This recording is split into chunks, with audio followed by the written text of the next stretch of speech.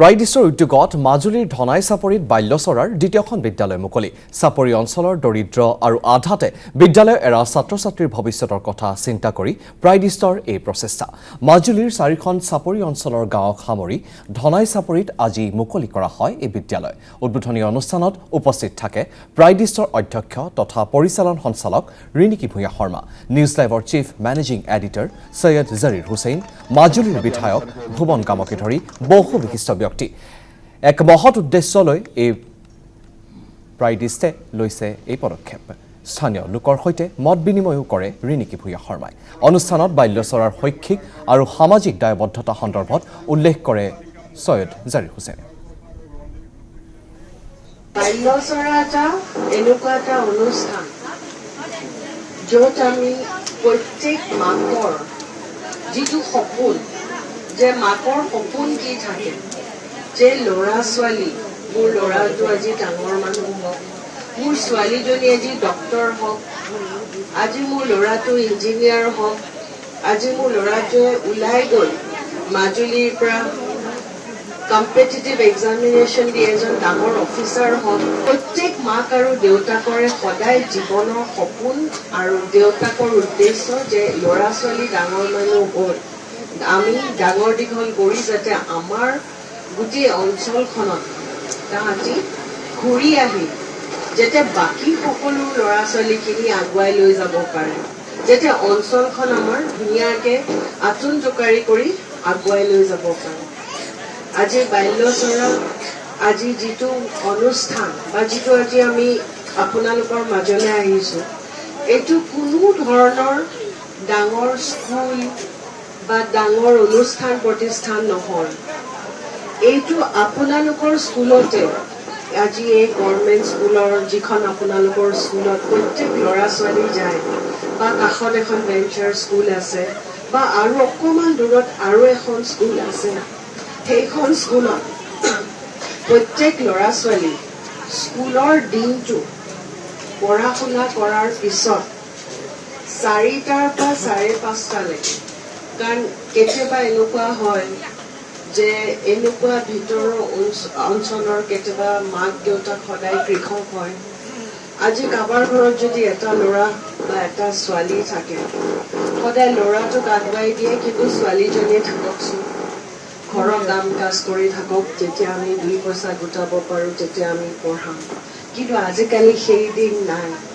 আজি ল'ৰা ছোৱালী একেলগে ওলাই আহিছে আৰু একেলগে সপোন দেখা চবৰে অধিকাৰ আছে।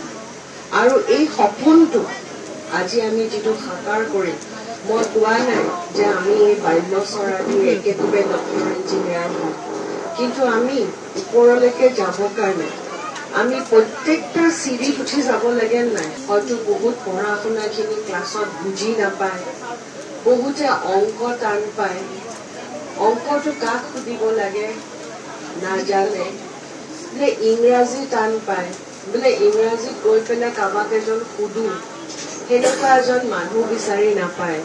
তেতিয়া ফলত কি হয় যে ল'ৰা ছোৱালীখিনি অলপ দিন 2 দিন পঢ়ে, 3 বছৰ পঢ়ে, কৰি একো যিহেতু আগৰ সপোনটো অন্ধকাৰ দেখে, তেতিয়া যিটো অল্টাৰনেটিভ পথ বুলি কয়, তেতিয়া মাক বাপেকক তেতিয়া নাই ঘৰতে আমি সহায় কৰি দিম, খেতি বাতি কৰি দিম বুলি কৈ জীৱনটো সেইফালে গত লয়। কিন্তু প্ৰত্যেক ল'ৰা ছোৱালী এখন কপাল লৈ জন্ম হয়, আৰু প্ৰত্যেক ল'ৰা ছোৱালী সেই কপালখন লিখা কিন্তু মাক দেউতাকৰ দায়িত্ব। আজি যেতিয়া স্কুলৰ সময়ত আহে, আহি কেতিয়াবা মাষ্টৰ আহে, কেতিয়াবা মাষ্টৰ নাহে, পঢ়ায় নপঢ়ায়, এনেকুৱা এটা বিভিন্ন ধৰণৰ পৰিৱেশত এটা বাচ্ছাৰ জীৱনটো দুধুৰ মুধুৰ হয়। আৰু সেই পৰিৱেশত আটাইতকৈ অসহায় হয় মাকসকল। আৰু আজি বাল্যচৰা যিটো হয়, বাল্যচৰাখন মই এইমাত্ৰ ক'লোঁ যে এইটো কোনো আমাৰ স্কুল নহয়, এইটো হৈছে আপোনালোকৰ স্কুল। বিচাৰিছিল যে কিছুমান পিছপৰা ঠাইত এনেকুৱা এখন বিদ্যালয়ৰ তেওঁ পৰিকল্পনা কৰিছিল যে নিয়মীয়াভাৱে যি স্কুলবিলাক চলি থাকে তাৰ উপৰিও যদি আবেলি সময়ত এখন স্কুল বা এটা 2-3খন গাঁও লগ লাগি যদি এখন স্কুলৰ ব্যৱস্থা কৰিব পাৰে, অনানুষ্ঠানিক ইনফৰ্মেল স্কুল, য'ত 1 ঘণ্টা বা 2 ঘণ্টাৰ এটা পাঠ্যক্ৰমৰ ব্যৱস্থা কৰিব পাৰে, য'ত এই 2-3খন গাঁৱৰ ল'ৰা ছোৱালী এখন ঠাইলৈ আহে।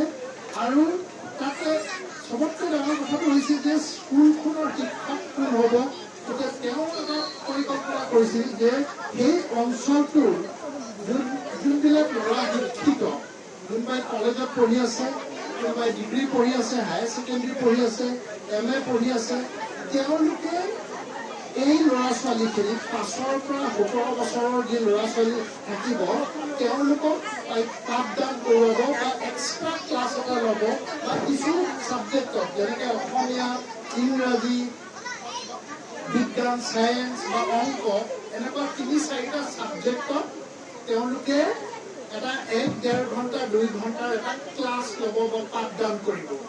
তেখেতে আৰু আমি মিলি আমি প্ৰথমখন স্কুল ওদালগুৰি জিলাৰ মাজবাট বুলি এটা অঞ্চল আছে, মাজবাটৰ পৰা প্ৰায় 40 কিলোমিটাৰ আঁতৰত সোণাপুৰ বুলি এটা ৰিজাৰ্ভ ফৰেষ্ট, তাত আদিবাসী লোকসকল থাকে।